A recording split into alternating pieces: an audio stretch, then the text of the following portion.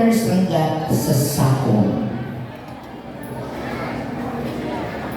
Number 2, ikabit ang clip sa tamang eyelet gamit ang cable ties. Ikabit ang cable ties ng padiagonal upang maging mas mahigpit ang kapit ng clip.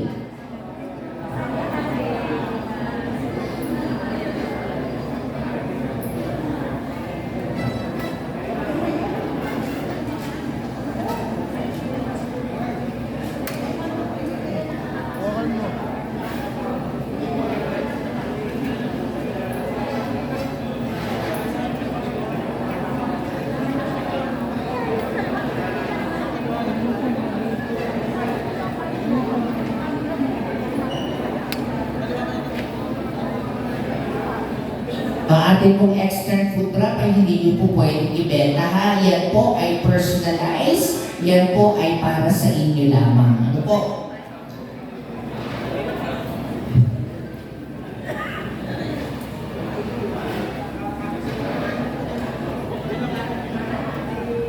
Pwede po natin itong i-video or picturean para mas malaman niyo po ang tamang pag-aalaga sa external food wrap.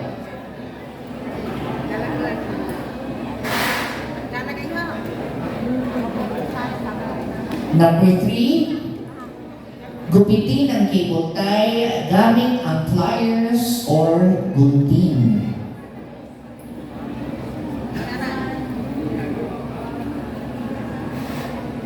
Number 4, i-clip ang extern sa sapatos at check kung nasa hustong posisyon ito.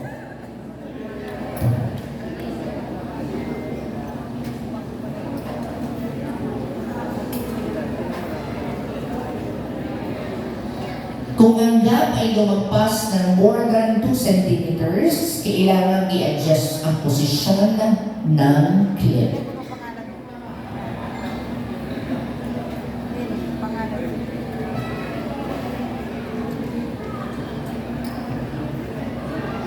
Ito lang po ang bastong pagsuot at pagtanggal ng external device. Number 1, isuot ang medyas. Siyempre dapat bagong laba po yung medyas. Yan. Number 2, isabit ang extern sa binti. Panoorin po natin mabuti ito para mas mailagay po natin ang tamang extern.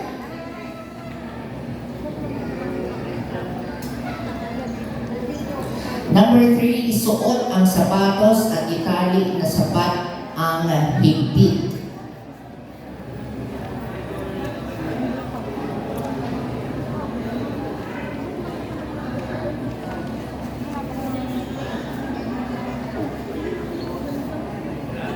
Number 4, ikabit ang likod na bahagi ng extern sa sapatos.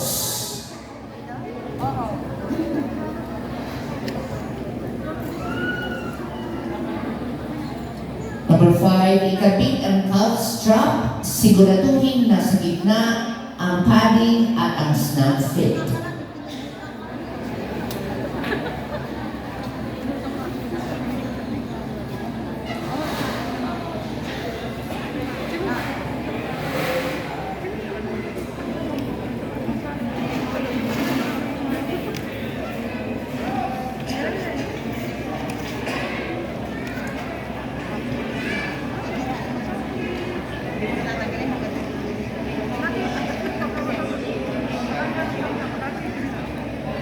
Number 6, i-clip ang extern device. Siguraduhin na nakaposisyon ito sa gitnang bahagi ng clip.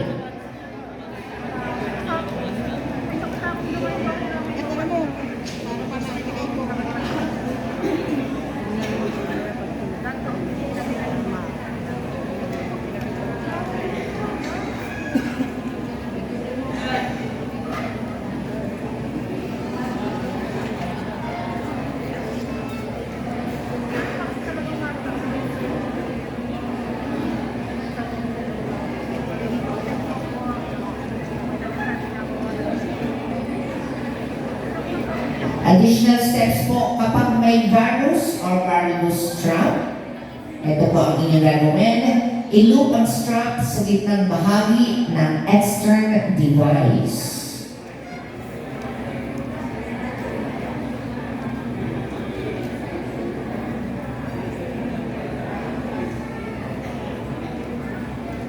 Number 8, padaanin sa likod ng strap at siguraduhin na ang pad ay nasa bukong-bukong.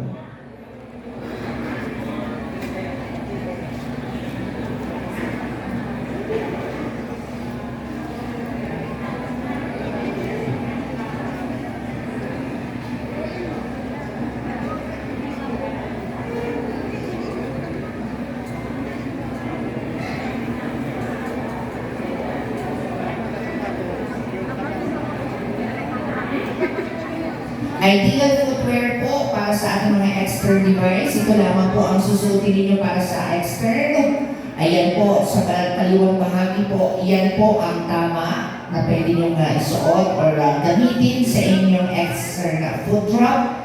Yan po sa mga kanan naman ang hindi pwede yung mga crocs, sneakers, slippers, sandals, down shoes, at high-cut boots. Ayan, palakpakan naman natin ang aking supporters at ang extern foot drop. At para